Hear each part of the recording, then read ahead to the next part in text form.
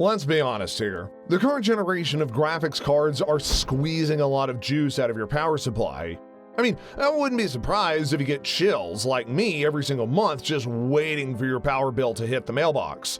And sometimes these bills do get me thinking, maybe I should just quit the whole gaming thing and read a book. Or, maybe take a walk, enjoy the calm, fresh, serene vibes of nature.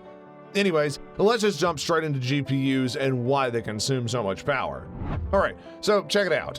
There's really good reason why a lot of GPUs are blowing your power bill out of proportion.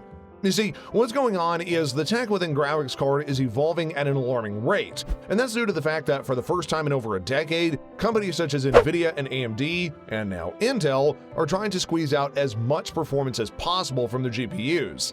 And as they do that, you can bet it's going to be a push towards energy consumption and card cooling through the roof. Yep, power efficiency is one of the main marketing features that companies such as AMD and Nvidia are trying to push to consumers. But if you've got consumers willing to spend thousands of dollars, at least to get their hands on the next GPU, then you bet they wouldn't mind spending crazy amounts on their power bill, right?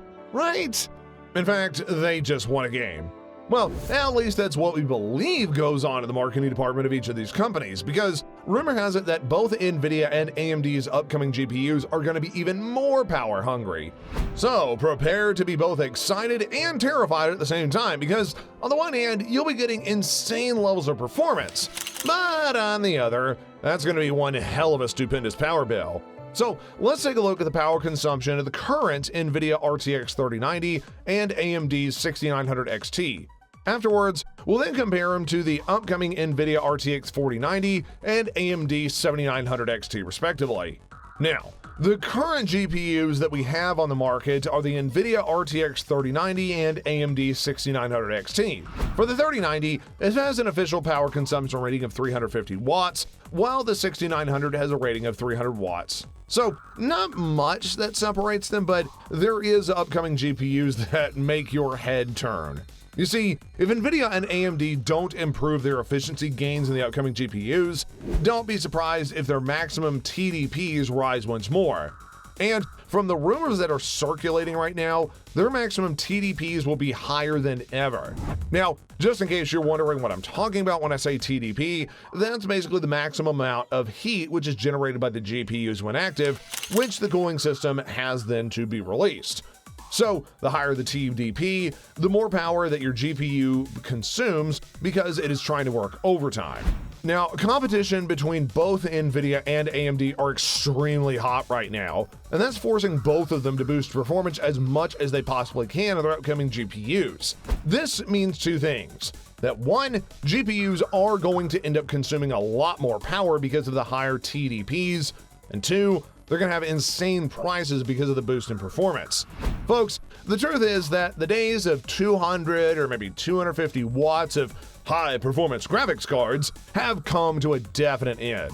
Moving forward from here on out, Nvidia, AMD, and practically every other GPU vendor out there is going to be selling graphics cards based on targeting performance with their newest GPU architectures.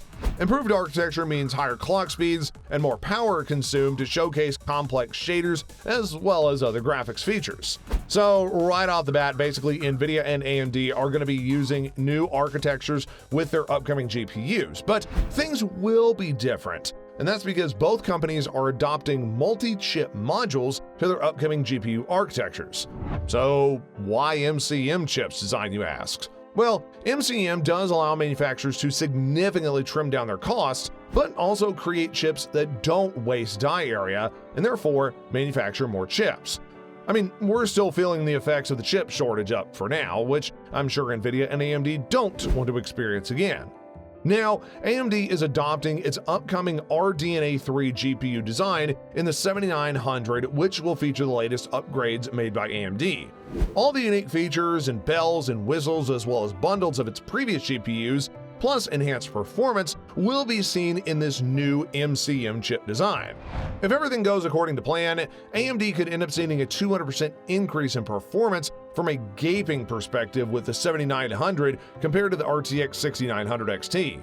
As for Nvidia, they're planning to surpass that 450 watt benchmark graphics card for quite a while now.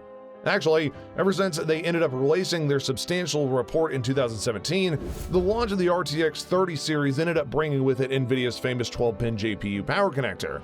This means that the power connector is made to deliver more than 500 watts of power. So yeah, NVIDIA was way ahead of AMD on this one. Strange enough though, most people do consider NVIDIA's 12-pin GPU a major fail, but it actually pioneered the idea that graphics cards could have much higher TDPs.